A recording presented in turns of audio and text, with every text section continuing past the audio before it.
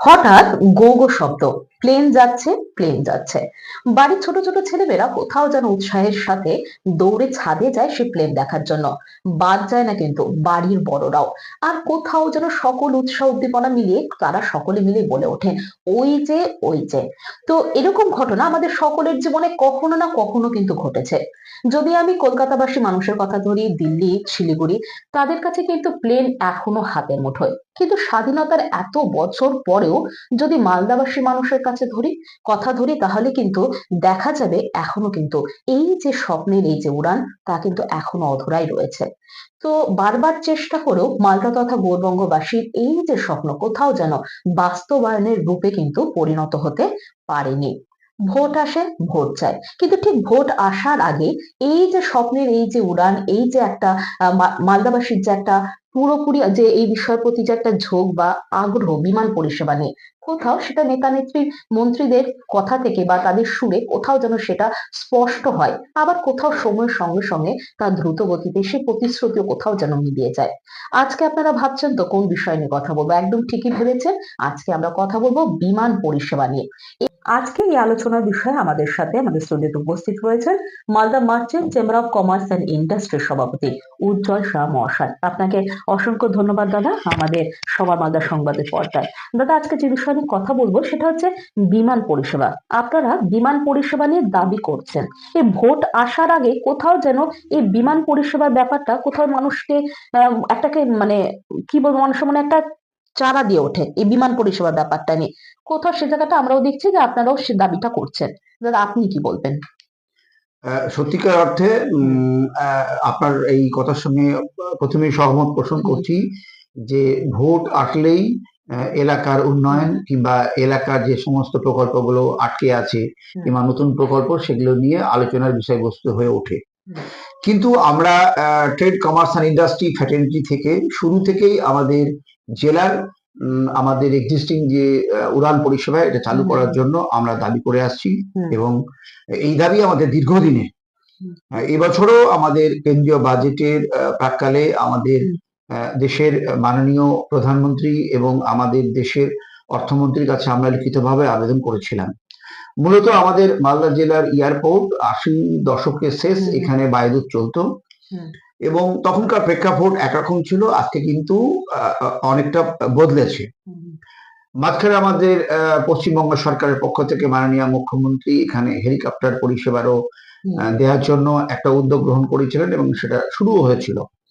কিন্তু কিছু ল্যাকুনা বলবো কিংবা কিছু গ্যাপের কারণে থাকার কারণে সেটাও হয়ে ওঠেনি। তার কিছু কারণ আছে, সেগুলো নিয়ে আমরা হয়তো আলোচনা করতে পারি কিংবা বলতে পারি। কিন্তু আজকে আমরা লক্ষ্য করছি যে ঠিক ভোট যখন আসন্ন, দেশের আমাদের লোকসভা ভোট যখন আসন্ন, তখন আমরা দেখছি বিভিন্ন রাজনৈতিক দলের যে সমস্ত প্রতিনিধি আছে, জনপ্রতিনিধি আছে, এমপি সাহেবরা আছেন, তারা কিন্তু পার্লামেন্টে বিভিন্নভাবে তথ্যগুলো তুলে ধরার চেষ্টা করছেন। আমার মনে হয় যে এটা আমাদের মালদা জেলাবাসী কিংবা গৌরবঙ্গবাসীর কাছে তারা যে দাবিটা করছে এটা ভোটের জন্যই মনে হয় করছে। কারণ এতদিন থেকে ৮০ দশকের পর থেকে আমাদের যে এক্সিস্টিং এয়ারপোর্ট এটা কেন চালু হচ্ছে না, কেন চালু হলো না, এটা পশ্চিমবঙ্গ সরকারের সঙ্গে কেন্দ্রীয় সরকারের সিভিল এভিয়েশন ডিপার্টমেন্টের একটা মৌস্বাক্ষরিত হয়েছিল। আমরা এটা খুব ভালো করে জানি এবং জেলা প্রশাসনের সঙ্গে আমরা কাঁধে কাঁধ মিলিয়ে এটা নিয়ে কাজও করেছি এবং সিভিল এভিয়েশন ডিপার্টমেন্ট থেকে যে সমস্ত এক্সপার্টাইজড কিংবা ইঞ্জিনিয়ার কিংবা অফিসার যারা এসেছিলেন, তাতে আমরা যেটা দেখেছি যে আমাদের যে এক্সিস্টিং এয়ারপোর্ট আছে সেই এক্সিস্টিং এয়ারপোর্টে এখন যে অবস্থা আছে তাতে কিন্তু ছোট প্লেন অর্থাৎ 18 সিটার 19 সিটার প্লেন এখনো কিন্তু উঠানামা করা সম্ভব। তাহলে তাদের রিপোর্ট অনুযায়ী এই রিপোর্টটা কোনো ট্রান্সপোর্ট রাজ্য সরকারের কোনো ট্রান্সপোর্ট ডিপার্টমেন্টের এটা কোনো রিপোর্ট নয়, কিংবা এটা জেলা প্রশাসনের তৈরি করা কোনো রিপোর্ট নয়, কিংবা কেন্দ্রীয় সরকারের অন্য কোনো এজেন্সি রিপোর্ট নয়, এটা সিভিল এভিয়েশন ডিপার্টমেন্টের যারা এক্সপার্টাইজ তাদের রিপোর্ট।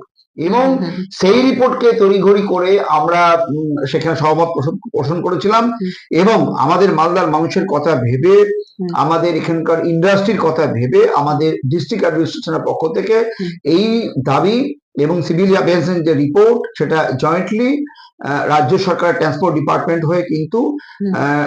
আমাদের civil aviation department government of ইন্ডিয়াতে গেছে, কিন্তু এখন আচ্ছা। অব্দি উড়ান পরিষেবা চালু করার হুম কোনো হুম হুম। তোড়জোড় কিংবা ওই পার্লামেন্টে যে একটা ভাষণ ছাড়া প্রকৃত অর্থে আমরা এখন অব্দি কিছু দেখে উঠতে পারিনি।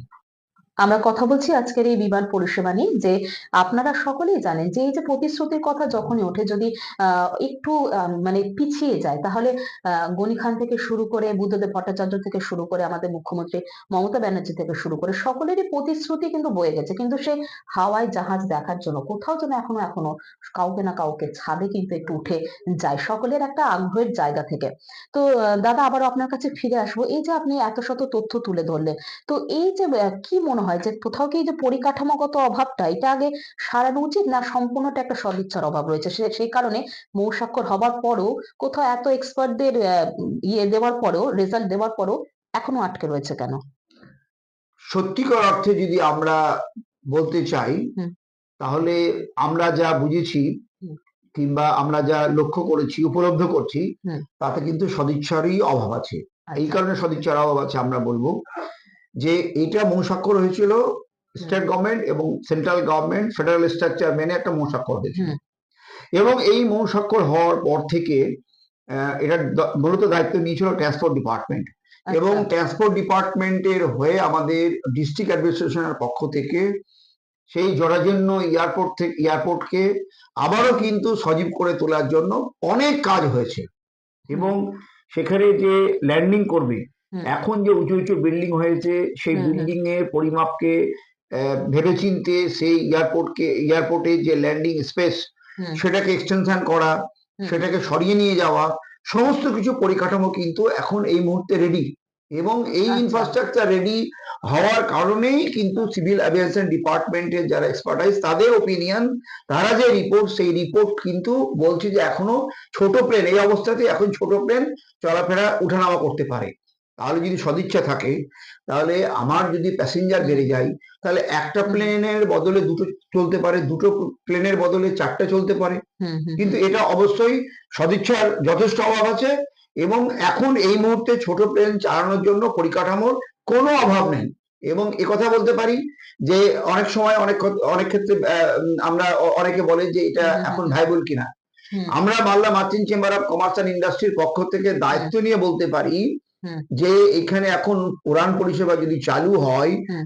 চলবে, খুব ভালোভাবে চলবে, এবং কোনো এজেন্সি যদি এখানে প্লেন চালাতে আসে তাদের যেন লোকসান না হয়, তাদের যেন রেভিনিউ আর্নিং এ কোনো ক্ষতি না হয়, তার দায়িত্ব আমরা Malda merchant chamber of commerce and ইন্ডাস্ট্রির পক্ষ থেকে হুম। মানুষের স্বার্থে, জেলাবাসীর স্বার্থে আমরা নিতে রাজি আছি।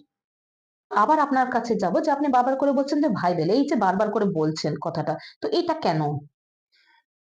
80-র দশকের হুম। হুম। আর্থসামাজিক যে অবস্থা ছিল সেটা কিন্তু আজকের সঙ্গে হুম। হুম। অনেকটা, আমরা আর্থিক সামাজিক অর্থনীতির দিক থেকে আমাদের জেলা কিন্তু অনেকটা এগিয়ে গিয়েছে। হুম। তো এইখানে অনেক ভারী শিল্প এখন স্থাপিত হচ্ছে। হুম। আজকে যে কোনো জায়গায় যদি কোনো ভারী শিল্প তৈরি করতে হয়, হুম। তাহলে তার যে মূল চাবিকাঠি সেটা হচ্ছে যে কানেক্টিভিটি। হুম। তো কানেক্টিভিটি যত যেখানে এলাকাতে ফার্স্ট হবে, হুম। সেখানে কিন্তু ইন্ডাস্ট্রি গড়ে উঠবে, এটাই খুব স্বাভাবিক। হুম। তো আজকে আমাদের জেলাতে ইন্ডাস্ট্রি ব্যাপকভাবে সাড়া ফেলেছে, হুম। এবং এমএসএমই থেকে আস্তে আস্তে ভারী ইন্ডাস্ট্রি তৈরির দিকে আমরা এগোচ্ছি, এটা একটা দিক আছে। হুম। এবং ভাইবেল হওয়ার জন্য আমাদের মালদা জেলা একটা জিওগ্রাফিক্যালি অ্যাডভান্টেজ আছে, সেটা হচ্ছে যে আচ্ছা। আমরা একেবারে হুম। উত্তরবঙ্গের যেমন প্রবেশদ্বার, হুম। সেমনি আমাদের পাশে উত্তর দিনাজপুর এবং দক্ষিণ দিনাজপুর জেলা যেমন আছে, পাশাপাশি আমাদের জেলার সঙ্গে কানেক্টিভিটি আছে ঝাড়খণ্ড এবং বিহার। হুম। তো আমাদের এই এয়ারপোর্ট উড়ান পরিষেবা, এক্সিস্টিং পরিষেবা যদি আমরা আবার চালু করতে পারি, হুম। তাহলে এতগুলো এলাকার মানুষ কিন্তু এখানকার এই প্লেন পরিষেবাটাকে অ্যাভেল করবে। হুম। তো আজকের ডেটে কিন্তু যা আমরা দেখেছি যে এমার্জেন্সি আমরা একটা যদি তৎকাল কিংবা প্রিমিয়াম তৎকালের যদি ট্রেনের টিকিট কাটতে চাই, হুম। তার যা দাম দাম পড়ে কিংবা ভ্যালু হয়, হুম। হুম। তাতে কিন্তু আমাদের উড়ান পরিষেবা যদি চালু হয়, তাহলে ট্রেনের টিকিট স্বাচ্ছন্দ্যে মানুষ কাটবে হুম। এবং এতগুলো এলাকার মানুষ এখানে এসে কিন্তু এই প্লেনটাকে ধরতে পারবে, এই প্লেনটাকে অ্যাভেল করতে পারবে, এর সুবিধা নিতে পারবে। হুম। আজকে আমাদের মালদার মানুষকে প্লেন ধরতে হলে যদি আমরা অন্য রাজ্যে হুম। কিংবা বিদেশে কিংবা যেখানেই প্লেন পরিষেবার জন্য, চিকিৎসার জন্য, শিক্ষার জন্য, বিভিন্ন ক্ষেত্রের জন্য আমাদের যদি প্লেন ধরি তাহলে আমাদেরকে ছুটতে হয় হয় বাগডোগরা এয়ারপোর্ট শিলিগুড়িতে একদম। অথবা কলকাতায় দমদম হুম। এয়ারপোর্টে। সেক্ষেত্রে আজকে কিন্তু যথেষ্ট আমাদের মালদা এয়ারপোর্ট যদি আবার পুনরায় চালু হুম। করতে পারি যথেষ্ট ভায়াবিলিটি আছে এবং এটা স্বাচ্ছন্দ্যে চলবে বলে আমাদের মনে হয়। আমরা আজ কথা বলছি বিমান পরিষেবা নিয়ে যে আপনারা সকলেই জানেন আমাদের সকলেরই কিন্তু চোখ রয়েছে যে যে কবে মালদায় বিমান পরিষেবাটা চালু হবে বিভিন্ন কারণগত যদি এমার্জেন্সি কোনো কারণ আসে তাহলেও কিন্তু আমাদের ভীষণ সমস্যা হয় কেননা সেই কিন্তু গন্তব্য আমাদের থাকে তখন হয় কলকাতা নতুবা হয়তো শিলিগুড়ি তো দাদা আবারও আপনার কাছে আসবো যে কথাটা এটা এবার একদম শেষ প্রশ্নে আসছি আপনার কাছে অনেক ধরনের তথ্য আপনি তুলে ধরলেন আমার দর্শকদের সামনে যে কিছুদিন আগে শোনা গিয়েছিল যে খগেন মুর্মু তিনি বলেছেন এটা একটা ইন্টারন্যাশনাল এয়ারপোর্ট হওয়া যেতেই পারে কেননা যেহেতু বাংলাদেশ পাশে রয়েছে এবং আমরা সকলেই জানি যে চিকিৎসা সংক্রান্ত কারণে তো আমাদের ভারতবর্ষের বিভিন্ন রাজ্যে কিন্তু একটা তাদের যাওয়ার ব্যাপার থেকে থাকে তো এই জায়গাটাতে কি বলবেন আপনি? দলমত নির্বিশেষে হুম। একটা কথা বলতে পারি হুম।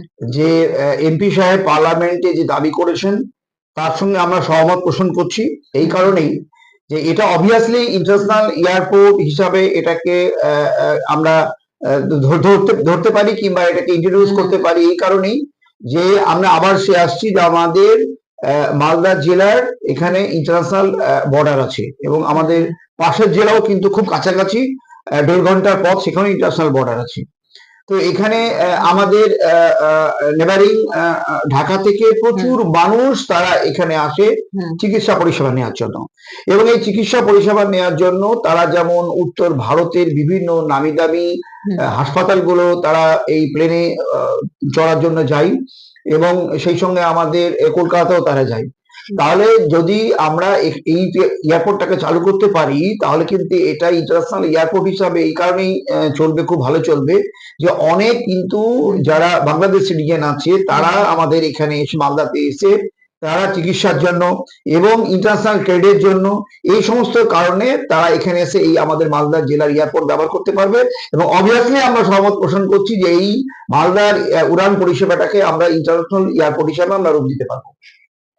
মানে আমরা এই বিমান পরিষেবা নিয়ে আলোচনা করতে করতে এতটাই গভীরে ঢুকে গেছি তো কোথাও যেন জানার ইচ্ছেটা আরো বেশি প্রবল হয়ে উঠছে সেই জানার ইচ্ছে থেকে আরো একবার যাবো দাদার কাছে দাদা আরেকবার জিজ্ঞাসা করছি এই যে ট্যুরিজমের প্রসঙ্গ কিন্তু একবার আপনি তুলেছেন তো এই ব্যাপারটাতে একটু যদি তুলে ধরেন যে এখানে এয়ারপোর্ট হলে পরে ট্যুরিজমের ব্যাপারটা আপনারা কিভাবে দেখছেন বা কিভাবে ডেভেলপ হবে এই জায়গাটায়? এইখানে কিন্তু রাজ্যের মুখ্যমন্ত্রী এসে বলে গেছেন, ঘোষণা করে গেছেন যে মালদা মুর্শিদাবাদ নদিয়া মেলে একটা ট্যুরিজম সার্কিট চালু করার জন্য এবং মালদা মুর্শিদাবাদ তো আছে আমাদের মালদা জেলাতে অনেক স্থাপত্য আছে, মোগল স্থাপত্য আছে যেখানে আমাদের কিন্তু প্রচুর টুরিস্ট এখানে আসে এবং আমরা এটা লক্ষ্য করি অনেক সময় আমাদের গৌড়ে আমাদের প্রাচীন ঐতিহ্য গৌড় এখান থেকে কিন্তু আমেরিকা থেকেও অনেক পর্যটক কিংবা যারা আসছে তারা এখানে থিসিস করতে আসছে এবং এখানে both of the religious tourism এখানে যখন আমাদের প্যাপেট কদম রসুলের যেমন পদচিহ্ন আছে শ্রী চৈতন্য মহাপ্রভুর পদচিহ্ন আছে 500-550 বছর আগে এখানে শ্রী চৈতন্য মহাপ্রভু এখানে এসেছিলেন তো সব মিলিয়ে আমাদের এখানে কিন্তু ট্যুরিজম ইন্ডাস্ট্রি ডেভেলপ করার একটা বড় সম্ভাবনা আছে এবং এই ট্যুরিজম ইন্ডাস্ট্রি এগিয়ে যাচ্ছে না এর অন্তরায় হচ্ছে আমাদের এই বিমান পরিষেবা। এর সাথে সাথে আপনাকে আরেকটা প্রশ্ন তো যখন আপনি বলছেন ট্যুরিজমের ব্যাপারটা তো আপনি বলেছেন যে ইন্ডাস্ট্রি একটা ভালো মতন ডেভেলপ হতে পারে ইন্ডাস্ট্রির ব্যাপারটা একদম ঠিক বলেছেন আমাদের মালদা জেলা কৃষিভিত্তিক জেলা আমরা সকলেই জানি যে আমাদের সারা পৃথিবীতে আমাদের ভারতবর্ষ তথা মালদার যে পাইচান মালদাকে সবাই চিনে মালদা ম্যাঙ্গো সিটি হিসাবে ইতিমধ্যে সারা বিশ্বে কাঁপিয়ে আমরা 3টে আমে জিআই পেয়েছি তো আজকে যদি আমরা এই বিমান পরিষেবা চালু করতে পারি তাহলে আমরা সারা পৃথিবীর দরবারে কিন্তু আমরা মালদার আমকে সরাসরি নিয়ে গিয়ে তুলে ধরতে পারবো এবং এখানে আমের উপর বেস আজকে যদি বিমান পরিষেবা চালু হয় তাহলে আমের উপর বেস করে অনেকগুলো ম্যাঙ্গো বেস ইন্ডাস্ট্রি এখানে উঠবে সেই সঙ্গে কৃষির যে আমাদের সম্ভাবনা কৃষি ভিত্তিক অনেক ভারী শিল্পী এখানে শিল্প গড়ে উঠবে অনেক ইন্ডাস্ট্রি গড়ে উঠবে এবং এই ভারী শিল্পী গড়ে ওঠার জন্য আমাদের এয়ারপোর্ট অত্যন্ত জরুরি। হঠাৎ করে যদি শোনা যায় দাদা এরকম যে এই যে মালদার এয়ারপোর্ট নিয়ে যে ভাবনা চিন্তা বিমান পরিষেবা নিয়ে হঠাৎ করে সেটা অন্যত্র সরিয়ে নিয়ে যাওয়া হচ্ছে রাজনীতিবিদদের কথায়, যদি অন্য জায়গায় সরিয়ে নিয়ে যাওয়া হয়, তো এরকম কি কোনো সম্ভাবনা আছে বা এরকম কি হতে পারে?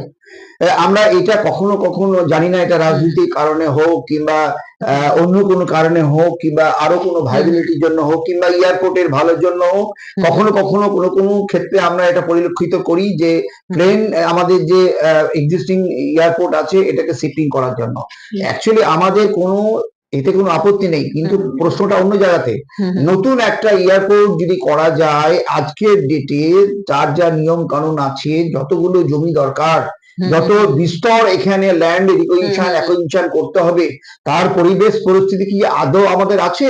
এটা কি হুম হুম আদৌ বাস্তব? আমাদেরকে এটা সম্ভব কিনা? হুম সম্ভব? এটা বলতে হবে, বলার হুম জন্য হুম বলা, শোনার জন্য শোনা এক জিনিস, শুনতে হুম খুব হুম ভালো লাগে। কিন্তু আমাদের বক্তব্য, নতুন যদি এয়ারপোর্ট একটা করে আমাদের কোনো আপত্তি নেই, কিন্তু হুম আমাদের যে এক্সিস্টিং এয়ারপোর্ট আছে হুম হুম হুম যেখানে আজকের ডেটে এই মুহূর্তে প্লেন উঠানামা করা সম্ভব, যেটা সিভিল হুম এভিয়েশন ডিপার্টমেন্টের পক্ষ হুম থেকে হুম রিপোর্ট কথা বলছে, সেক্ষেত্রে আমরা এক্সিস্টিং এয়ারপোর্ট চালু করার জন্য এক্ষুনি এক্ষুনি আজ এই মুহূর্তে আমরা দাবি করছি। সেই সঙ্গে নতুন যদি এয়ারপোর্ট তৈরি করে আমাদের কোনো আপত্তি নেই। একদমই। তো এই যে আমি আবারও দাদার কথা ধরে যাব। আমাদের সাথে এতক্ষণ বিস্তারিত আলোচনায় ছিলেন Malda merchant chamber of commerce and ইন্ডাস্ট্রির সভাপতি উজ্জ্বল শাহ মহাশয়। এবং তার সাথে এই যে কথোপকথন হচ্ছে এবং তিনি যে লাস্টের কথাটা বলেছেন, পরিকাঠামোগত দিক দিয়ে যদি বলা যায় তাহলে একদম যেটা আমাদের যে এয়ারপোর্ট বর্তমানে রয়েছে তার মতন কিন্তু সমতুল্য অন্য কোথাও হতে পারে না, বা হওয়াটা কিন্তু একটু অসম্ভবের মধ্যে রয়েছে। তো এই যে ১ম এ যে কথাটা দিয়ে শুরু করেছিলাম, এই যে প্লেন চড়া নিয়ে। তো জানেন তো যে ভগবানের সৃষ্ট এই পৃথিবীতে অনেক কিছু দেখার আছে। সে সুন্দর পৃথিবীটা যদি একবার উপর থেকে দেখতে হয় তাহলে কোথাও যেন আমাদের এই মাটিটা ছেড়ে সে প্লেনে বসতে হবে এবং সেখান থেকে সে ভিউটা কিন্তু আমরা পাবো। এই যে মালদারে যে মানুষের এই যে বিমান পরিষেবার একটা চাহিদা বহু বছর থেকে আছেন, যুগের পর যুগ কেটে যাচ্ছে, হয়তো এক পিঁড়ি থেকে আরেক পিঁড়ি আমরা কিন্তু পাড়ি দিয়ে দেবো, কিন্তু আমাদের কাছে এখনো অধরা বিমান পরিষেবাটা কি আদতেও চালু হবে, তা কিন্তু সময়ের অপেক্ষা। সাথে থাকুন, এতক্ষণ আপনাদের সাথে ছিলাম আমি পারমিতা। আবারও কোনোদিন অন্য কোনো দিন ঠিক এরকমই কোনো একটা বিষয়বস্তু নিয়ে আপনাদের সামনে আসবো। আপনাদের মতামত জানতে চাই, অবশ্যই জানাবেন যে আজকের এই বিষয়বস্তু বিমান পরিষেবা নিয়ে আপনাদের মতামত কি রয়েছে।